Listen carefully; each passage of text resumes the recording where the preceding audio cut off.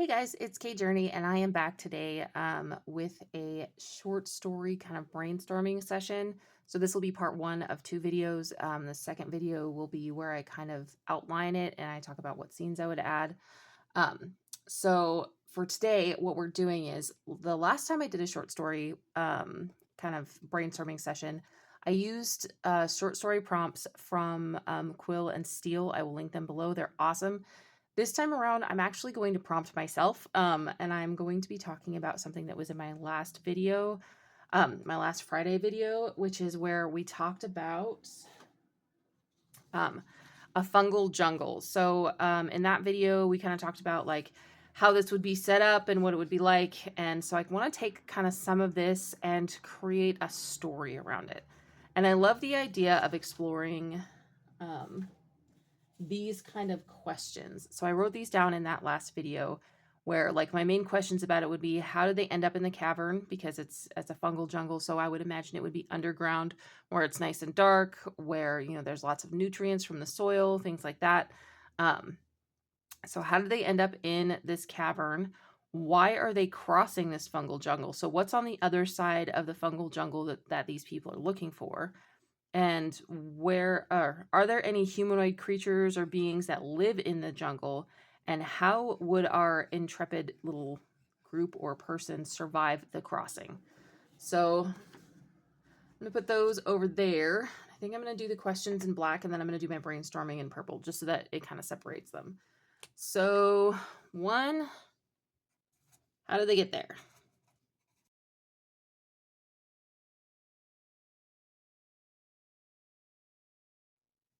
Okay, so in that last video, I talked about the spores having all kinds of different things.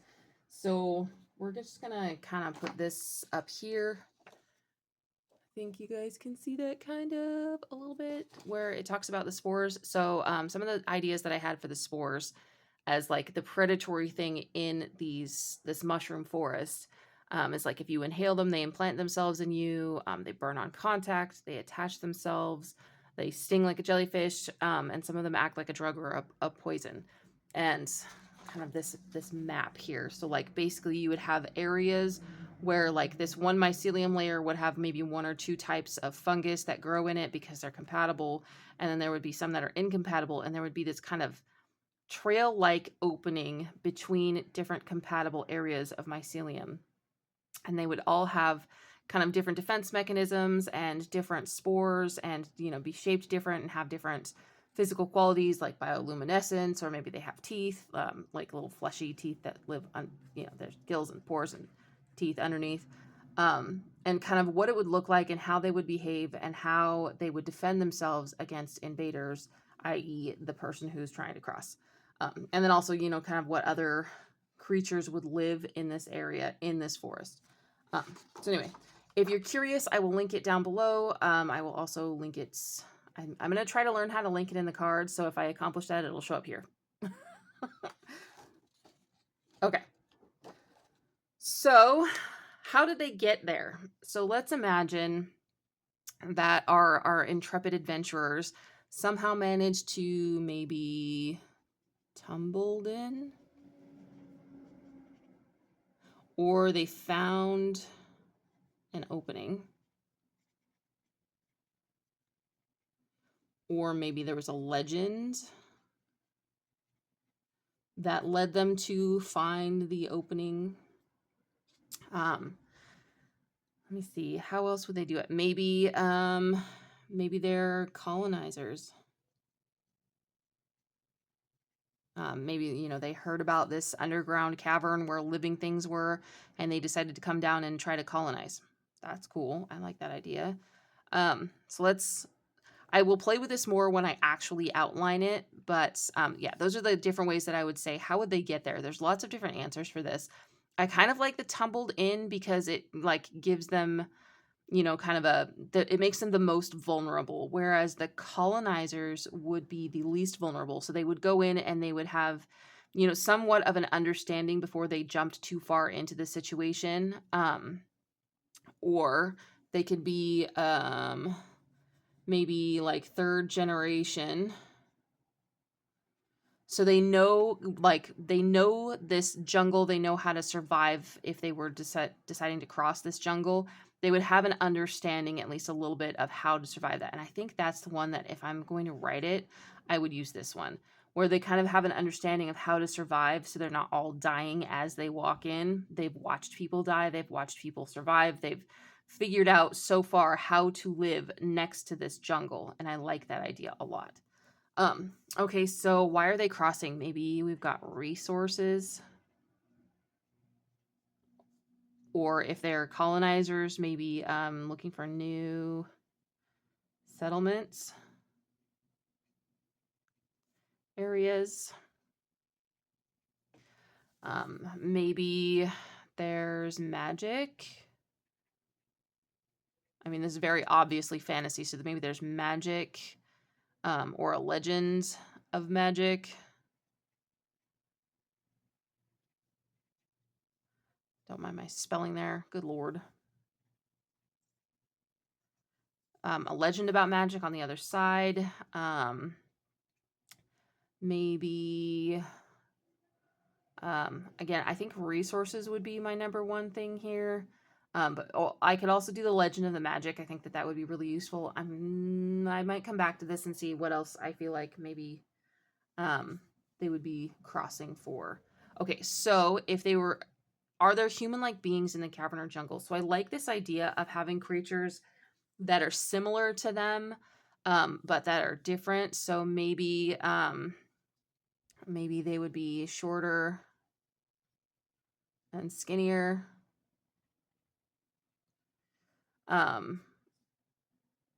Perhaps, or maybe they, I don't know. I don't know. I think maybe I would like skip this. But I can't decide. So what kind of human-like creatures would survive in there? It would be like gnomes. Gnomes would survive down there.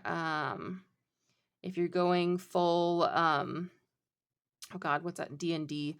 I'll do the text thing for the D&D, but they have gnomes, and they have like um dark elves down there, which I think is really cool, and like a bunch of different things. I love the Drizzt books. I think they're fantastic, and they do actually have kind of like areas in those stories that have mycelium, you know, I don't know if there's jungles, but they do reference having mushrooms down there and stuff, which I think is cool. I think, yeah, anyway, whatever. Let me see. We could do like so maybe some dark pixies. We could go full Norse and go with dwarves. You know, dwarves that live down there. And they are usually icky. The dwarves in Norse mythology, I can speak. The dwarves in Norse mythology are really not great. They are not the dwarves that we now know from like Tolkien and stuff like that. They're more like, they're described as like big grubs. They're really gross. So we could do like Norse dwarves. I think that would be really cool. I kind of, I don't know. I don't know if I would actually use this. I like the idea. This would be something that I would put in if it was a novel. For a short story, I would kind of want to skip this because it really, really complicates things down there. Do these creatures feel like they belong to the jungle, or the jungle belongs to them? Do they, are they surviving in this jungle and hunting off the people that come into it? Are they part of the problem, or are they like desperately warning you, like, be careful? What's the point of these? So if I were doing a novel, this would be something that I'm adding. But as a short story, this overcomplicates it by way too much. Okay, so how would they survive? So if we're talking about spores, they would have to cover themselves.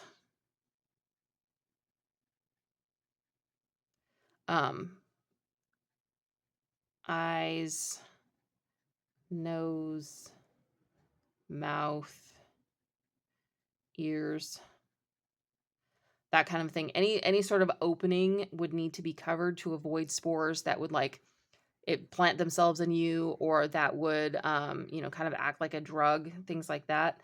They would have to cover their skin for the burning type, or the jellyfish type. And again, they would have to find some sort of barrier, not just, I think that a clothing barrier wouldn't work. Um, clothes. Um, so like, I don't think that for the ones that attach that are sticky and kind of invasive, I would think they would need like a special cream that would like deter or prevent them from like invading into the skin. And the jellyfish sting, I don't think clothing would protect too much against the jellyfish sting. Um, so maybe that's one that they don't have like a defense for, and they need to watch out for the most. Would be like maybe they would have shields, or yeah, or weapons. However, I would think that if you were shooting spores, you would accidentally probably shoot, some of the mushrooms, and then you would wake everything up, and everything would get 10 times worse. Um, Now, the real debate is the mycelium layer, like certain parts of the mycelium layer, mobile? So if like the mycelium layer was stepped on, would it wake up and attack? I think that would be really cool to do, is have it, go on attack in just some patches. So maybe like this one has bioluminescence, but this one has mobile mycelium. So you want to like make sure that you're walking very carefully between and listening for any rustling from over here, because maybe this area is terrifying because of the jellyfish ones from the type of mushrooms that are over here, and they'll sting you and attack you. But over here, this mycelium layer is going to come out and grab you and drag you into it. I love that idea. So maybe a much more aware. I love that. Okay. Yeah. So I think that this would be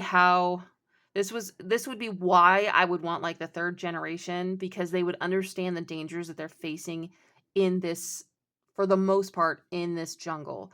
And if they've crossed parts of it, they know some of it, but maybe so there's some unknown dangers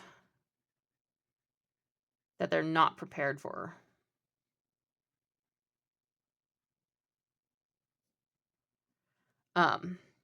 I mean, just having these known dangers would be, something that like if you had a group of people that were going through, they would have a hard time with. Like maybe you've got one person who gets so upset that they rip off their mask because they can't breathe, and that like there's different things that you could do here, where these dangers, just the known dangers, would be absolutely terrifying in a story. And then if you add in some unknown dangers, like, potentially ghosts or spirits, or, oh yeah, ghosts, spirits, and wraiths. That could be really cool to have living in there, because the mushrooms aren't really going to affect them too much. But they could definitely like feed off of the fear of the creatures that are living in there and dying in there. That could be really cool. Or maybe like they have this special relationship with some of the mushrooms, like maybe and maybe there's some magical mushrooms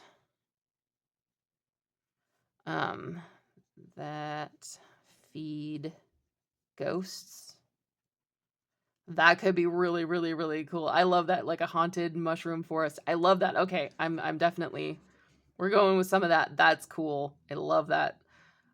Okay, so anyway, this is like the process that I would go through brainstorming this. I think I've gotten out all of the ideas that I have.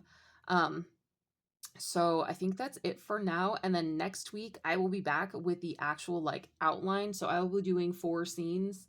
We'll have, let me see, I've got my list here. So we'll have the opening scene, we'll have rising tension, and then a climax, and then the ending.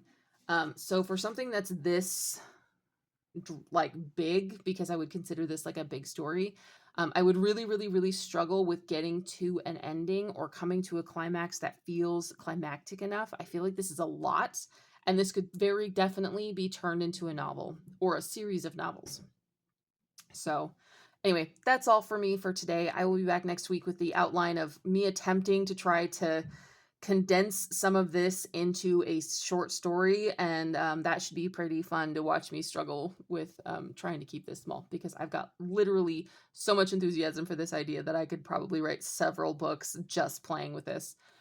Anyway, please like and subscribe, and I will see you guys next week.